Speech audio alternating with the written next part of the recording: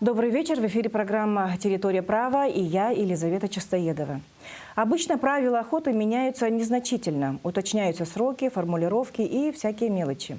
Однако в 2021 году обновления оказались существенными, и эти нормы действуют и в этом году.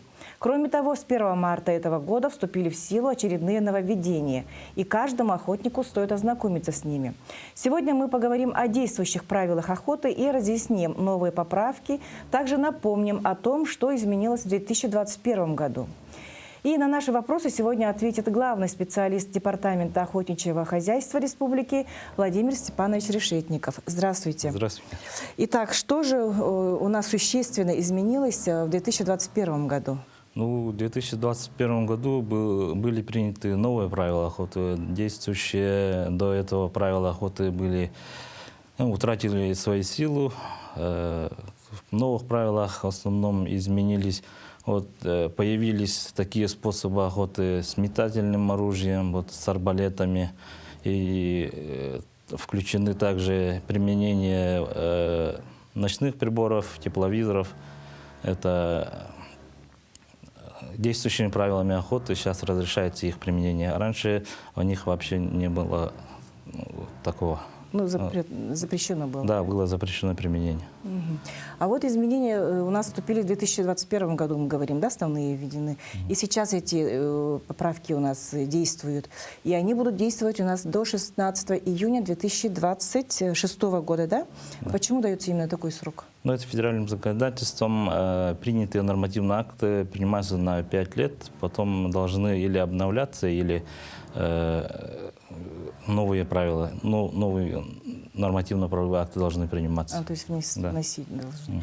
А вот в этих нововведениях в этом году в основном, я так подумала, именно дали формулировку в понятии охота. Что это такое? Можете пояснить? В прежних правилах охоты формулировка слова охота была такая размытая, не точная. А в новых правилах это конкретно действие указано. Это поиск, выслеживание, преследование, добыча, первичная обработка и транспортировка охотничьих ресурсов. Кратко и так. Четко, понятно, да? А что же все-таки волнует наших охотников вообще? Постоянно же у них вопросы какие-то возникают. Сейчас с какими вопросами к вам обращаются вообще? Сейчас после вступления в силу новых правил охоты большинство охотников спрашивали насчет этих применений, как говорил, световых устройств, тепловизоров, приборов ночного видения, также метательные средства. И по срокам тоже спрашивают очень много. И появилась новая охота для нашего региона, получается. Охота на селезни уток в весенний период с применением подсадных уток. С 2021 эта охота практически впервые только в нашей республике была применена такая охота. Понятно. А вообще, какие именно тепловизоры, говорите, почему они были запрещены раньше? Подсадные утки? Раньше, когда принималось в 2010 году, тепловизоры не были так распространены, даже приборы ночного видения. Скорее всего, из-за этого и начали в европейской части уже такие охоты практиковать, да? Поэтому, да, из этого все при принятии новых правил охоты предложения учтены были охотников, и появились пункты, где можно применять такую охоту.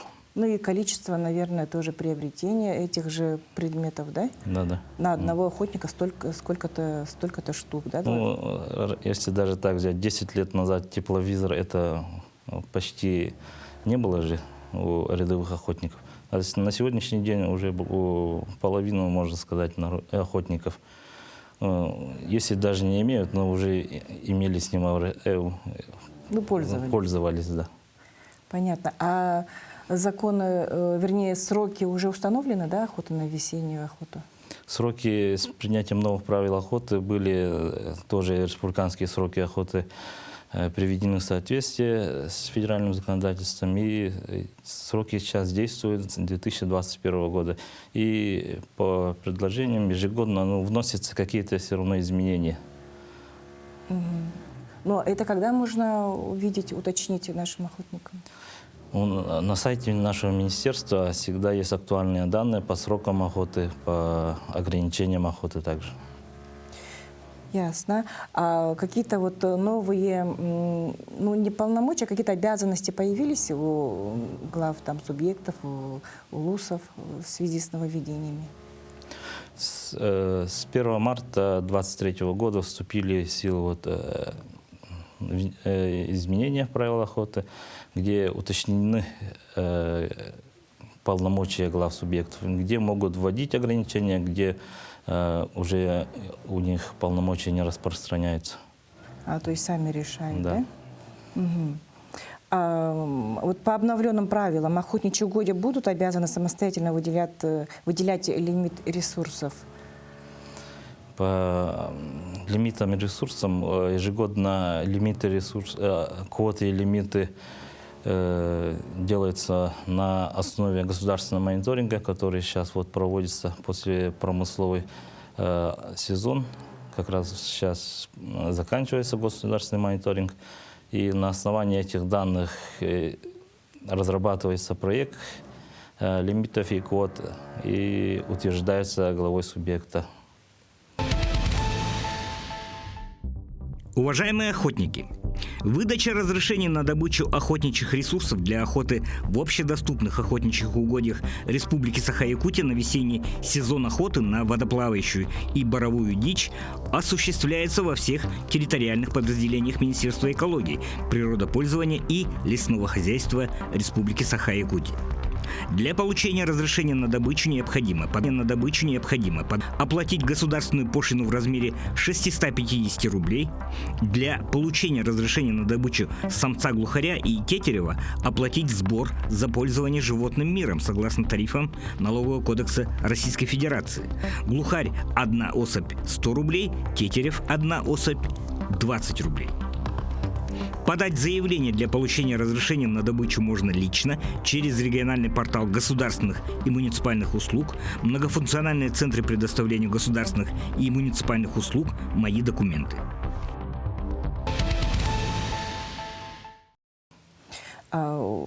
Есть вот, по-моему, тоже с 2021 года, да, есть такое понятие инспекторы. Да?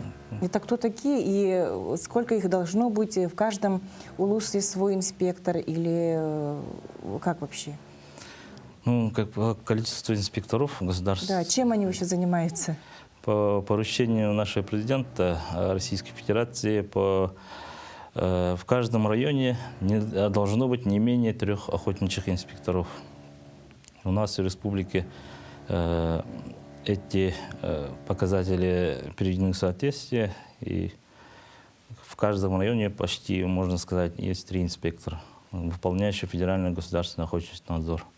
То есть в каждом Да, районе? Ага. Да, в зависимости от населения, территории, например, в густонаселенных районах их больше, где-то меньше наоборот. Это уже на постоянной основе они Да. работают. И чем они занимаются? Выполняю федеральный государственный охотничий надзор, выявление правонарушений в области охотничьего законодательства. Есть еще понятие вот, безопасность охоты, тоже такое нововведение, да, появилось. Что туда входит? При принятии новых правил охоты как раз безопасность при осуществлении охоты как раз были учтены. Появились новые такие понятия, как жилеты с светоотражателем при коллективной охоте. Так, Носить, да? Да. Угу. И появились такие пункты, как нельзя стрелять в сумерках, нельзя стрелять вдоль стрелков, типа такие пункты. Угу. А вот эти жилеты, они выдаются или сами должны приобретать? Охотники должны сами приобретать такие жилеты. И в случае проверки они должны при осуществлении коллективного охоты жилеты должны носиться охотникам. Ну, то есть должны обязательно вот предъявить, да, что у них есть. За несанкционированную добычу самца косули в общедоступных охотничьих угодьях грозит штраф в размере 120 тысяч рублей. За добычу самки – 200 тысяч рублей. Если зверя добыли на особо охраняемой природной территории, то размер штрафа составит 280 тысяч рублей, вне зависимости от пола животного. За добычу самца лося грозит штраф в размере 240 тысяч рублей. За самку – 400 тысяч рублей. Если зверя добыли на особо охраняемых природных территориях, то сумма составит 560 тысяч рублей. Все-таки вот меня интересует вопрос, вот факт фиксирования добычи. Как это вообще вот осуществляется на охоте? И насколько справедливо, ну как бы добропорядочно наши относятся охотники? Ну, многие, да, выполняют требования законодательства, и фиксация добычи начинается вот при, например, охотник добыл животное, и сразу до начала первичной обработки, это до разделки, например, крупного животного, да, он должен уже заполнить поля в разрешении на добычу охотничьих ресурсов, проставить дату добычи, место добычи животного и оторвать пункт. Ну, там есть в разрешении, в бланке разрешения есть там отрывной талон, его надо оторвать. Это уже считается зверь добыт. И также при ранении животного и человек не смог добрать сразу, он заполняет разрешение, тоже дату ранения, место ранения и также оторвать вот, отрывной талон ранения. А если ранен, так оставляют, что ли? Или... Нет, на добор, например, копытного добор. животного дается 1 сутки, на добор бурого медведя до 3 суток. Все-таки вот когда вот охотятся на крупных, да, животных, скажем так, они же должны иметь лицензию, путевку, да? Да, это уже в прежних правилах даже было. Человек собирается на охоту, он должен обязательно хоть на утку, хоть на андатру, он при себе должен иметь разрешение. Вся охота осуществляется только при наличии разрешения. И как это выдается, и кому выдается? Разрешение выдается охотникам, получившим охотничий билет. У нас сейчас в Якутске, например, на весеннюю утку, на водоплавающую дичь можно получить на 202-м микрорайоне. Якутский комитет государственного экологического надзора сейчас как раз выдает разрешение на добычу в весенний период. Вот. С 1 апреля как раз мы начали прием заявлений на жеребьевку. Это прием заявлений будет проводиться 3 месяца до 30 июня. И через портал, региональный портал государственных услуг Е-Якутия охотники могут подать заявку на желаемый район, на желаемую дичь. А какие запреты есть вообще? С 2021 года как раз нами приняты ограничения охоты по зайцам в центральных и заречных районах. Да, кстати, до 2025 года, да? Да, до сезона 2024 до 2025 года. И в связи с чем это связано? Ну, в связи с количеством зайцев. Практически в центральных заречных районах практически зайцев нет, чтобы проводить полноценную охоту. И потом как бы срок этот завершается, и на основании данных государственного мониторинга как раз будут приняты дальнейшие решения. Да. Так, и у меня вот есть данные, да, минимальный штраф за нарушение правил охоты будет увеличен в 4 раза, с 500 до 2000 рублей. Такой законопроект Госдума как бы должен внести на рассмотрение. Как вы вообще на это смотрите? Ну, эти штрафы были установлены еще давно, лет 15 назад. Так что М, Вы не против? Да, поддерживаем инициативу, да, депутатов. А кроме того, вот законопроектом предлагается установить минимальный срок лишения лицензии от 1 года до 2 лет. Вроде тоже предлагается, да? Да, раньше было от полугода до 2 лет, по-моему, и сейчас вот полгода до года просто установить хотят, ну, по законопроекту. А что в основном наши вот охотники нарушают? Ну, нарушение сроков охоты бывает, запрещенными способами охоты. Это, например, применение механических транспортных средств запрещается. И очень распространена охота вот, на уток. Применение электронных манков, это запрещается также. А есть у вас данные вот прошлого года, в 2021 году? По запрещенным способам? Ну, вообще, вот какие нарушения были? Цифры какие-нибудь можете сейчас озвучить? Было проведено более 1000 рейдовых мероприятий, примерно также выявленных правонарушений, привлечены 1017, по-моему, правонарушений выявлено. А как вы думаете, насколько наши охотники вот соблюдают вообще закон? Ну, в связи с ужесточением вот, законодательства многие стараются выполнять требования. Запрещено применять во время охоты любые световые устройства, тепловизоры, приборы ночного видения, если речь идет не об охоте на копытных животных, медведей, волка и лисицы.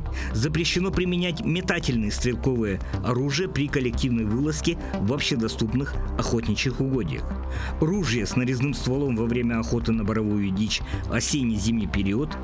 Ружья с нарезным стволом более 5,7 мм для охоты на зайца, белку, горностая, колонка и норки.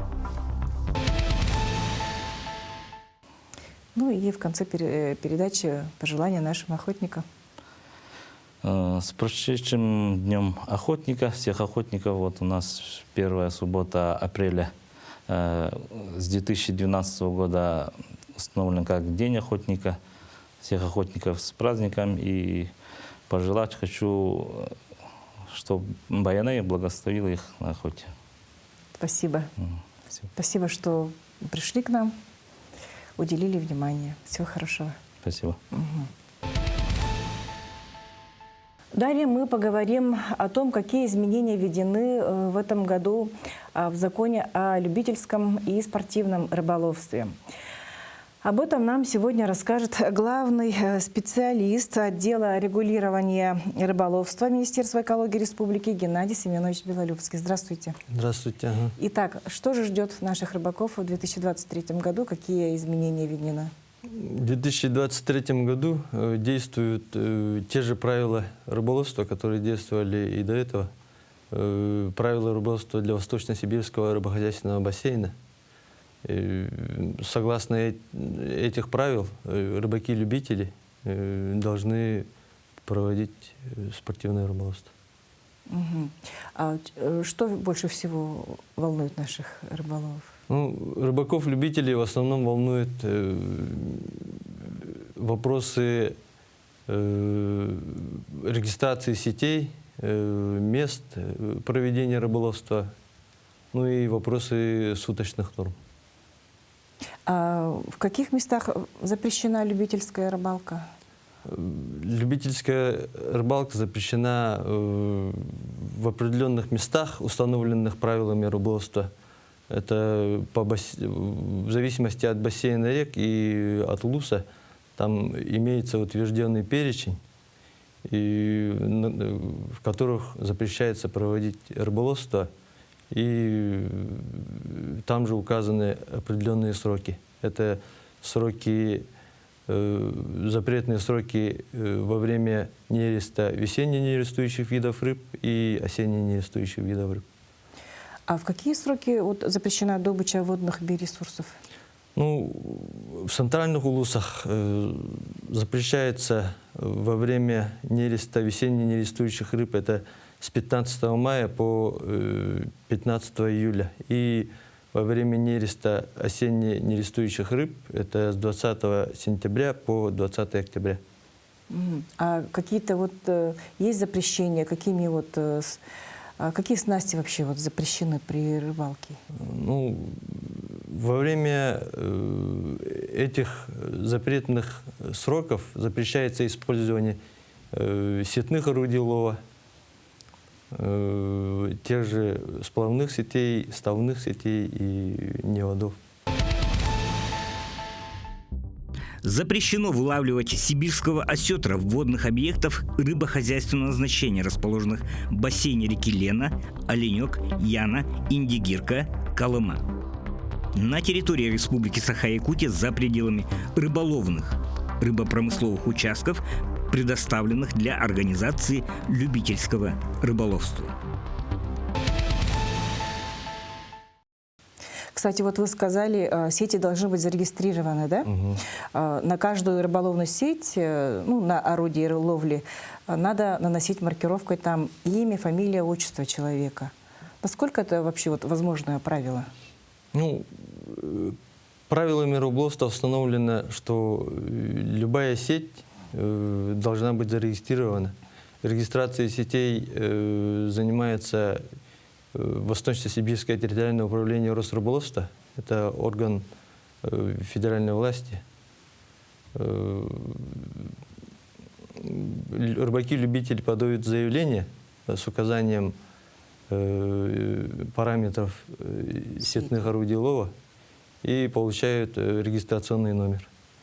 И в соответствии с этим номером они должны изготовить бирки и прикрепить к сетным орудиям лова.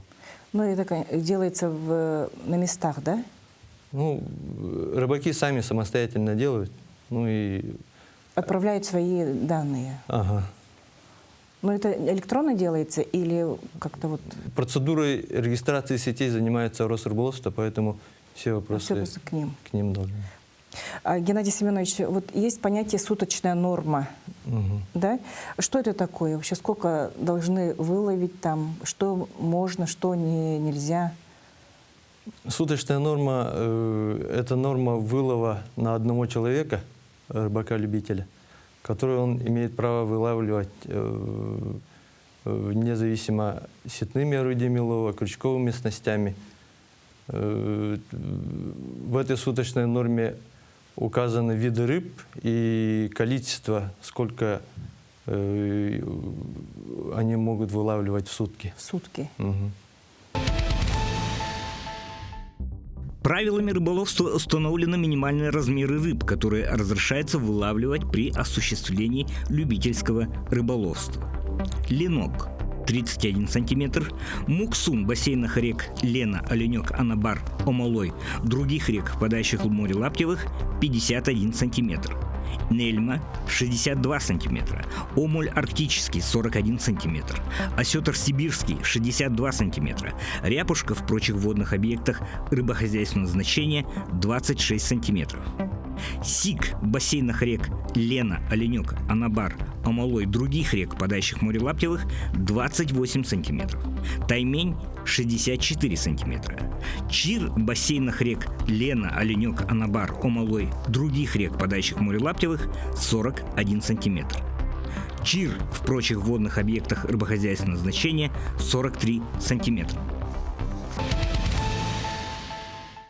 В правилах еще есть вот понятие зимовальные ямы. Насколько я поняла, там такого вот особого пояснения нет. Что это такое и можно ли там рыбачить, кто может там рыбачить? Правилами рыболовства установлены места массового скопления рыб и зимовальные ямы. В них запрещается использование сетных орудий лова. Зимовальные ямы, это же в основном зимой, наверное же, да, как бы ловится, я так понимаю.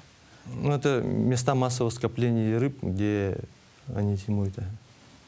То есть там запрещено ловить рыбу?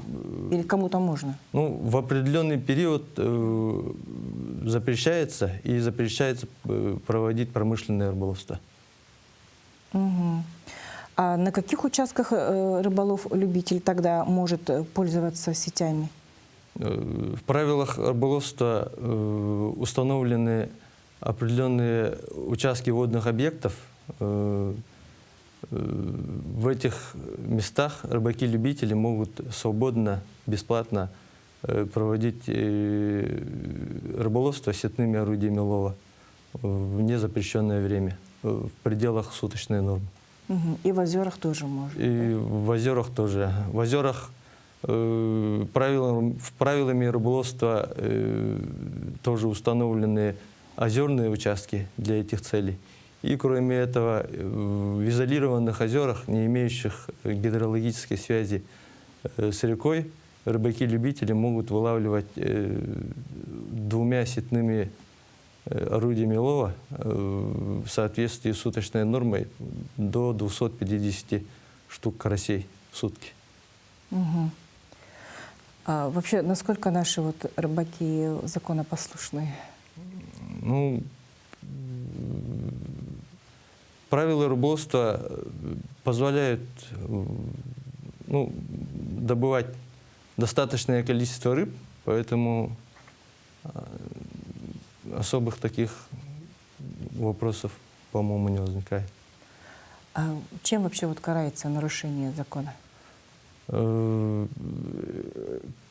Контрольные надзорные функции выполняет Федеральное агентство по рыболовству, Восточно-Сибирское территориальное управление Росрыболовства. Все данные у них? Все данные у них. Рыбаки-любители имеют право применять сетные орудия лова на карасевых озерах, не имеющих гидрологической связи с рекой и не предоставленных под рыболовные рыбопромысловые участки, в которых разрешается подледная добыча, вылов рыбы неводом длиной не более 100 метров. Или добыча, вылов двумя сетями у гражданина длиной 30 метров каждая с размером шагом ячеи не менее 40 миллиметров. Сетные орудия лова должны быть зарегистрированы за рыбаком и должны иметь маркировку. Регистрацию сетных орудий лова проводит Восточно-Сибирское территориальное управление рыболовства.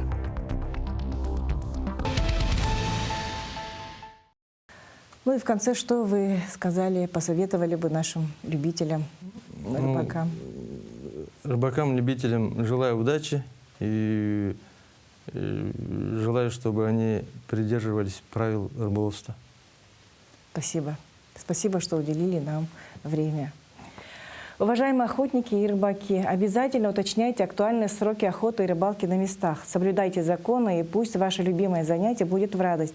Как говорится, никогда не берите от природы лишнего. Тогда не будет вопросов, куда делась рыба и дичь. И помните, что незнание закона не освобождает от ответственности. На этом на сегодня все. До свидания. Всего хорошего. Если вы попали в спорную ситуацию и хотите стать участником нашей передачи, то отправляйте сообщение по указанному адресу электронной почты и номеру телефона.